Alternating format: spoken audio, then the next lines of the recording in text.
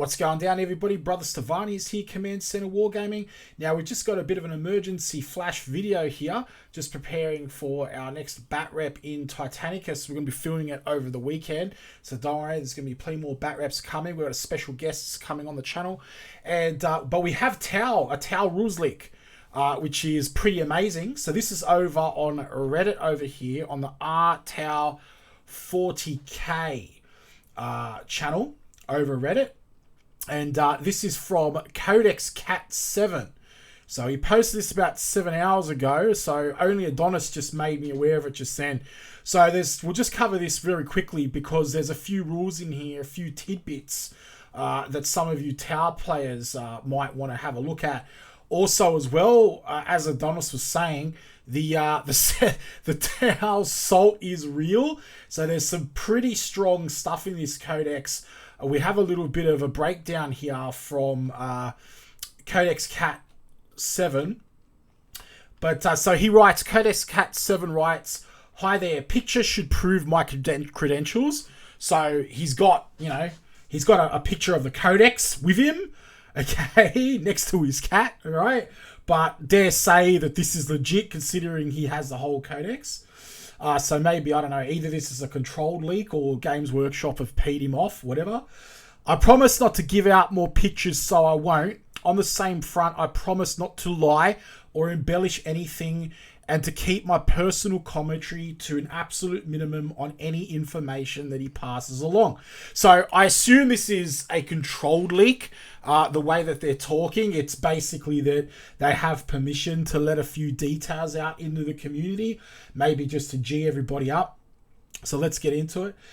So the Storm Surge costs 330 points. The Blast Cannon is the more expensive weapon. The Driver Cannon is heavy 3d3 shots at strength 10, AP -4, damage 3, blast.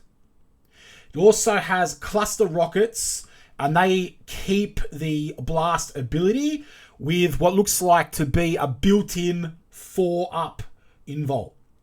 Okay, so that's the Storm Surge. The Plasma Rifle is Assault 1, Strength 8, AP 4, Damage 3.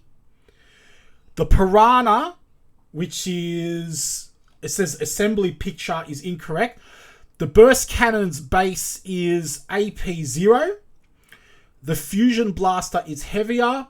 It's a vehicle-mounted weapon specifically for the Piranha. The Crisis version remains D6 damage, so that's staying the same.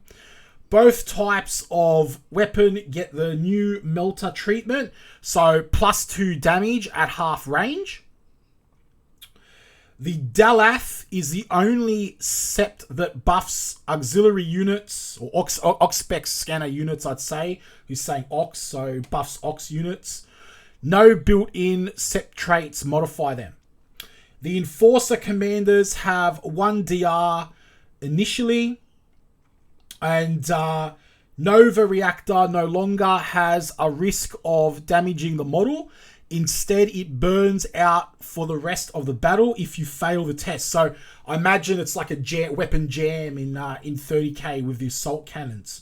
So it'd be interesting to see how that works properly. We're interested to see the rules. The Branch Nova Reactor turns a failed test into a success. There is a stratagem that allows a unit to hop out of a Devilfish after the Devilfish moves.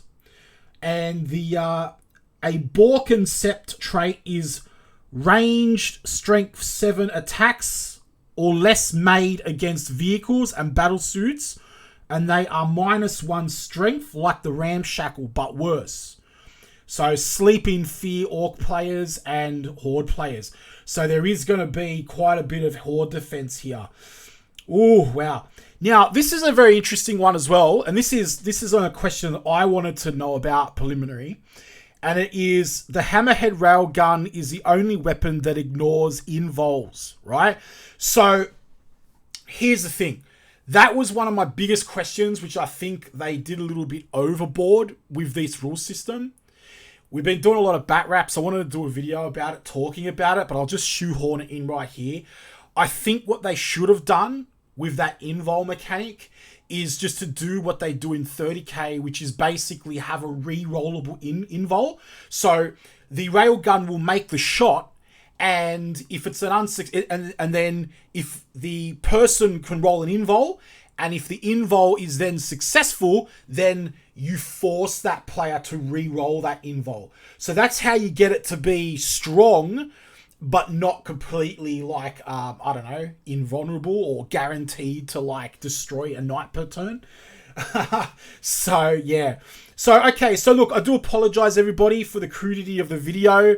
I might have made a few grammatical mistakes or narrative mistakes through this. As I said, this came in through from Only Adonis right then. So this has been a one-shot video. Thank you very much for watching. Subscribe to the channel. Keep tuned for our bat reps. We should be shooting one on Sunday, which will be a Titanicus bat rep. And we got more coming. And I'll catch us all in the next video. Take care, everybody.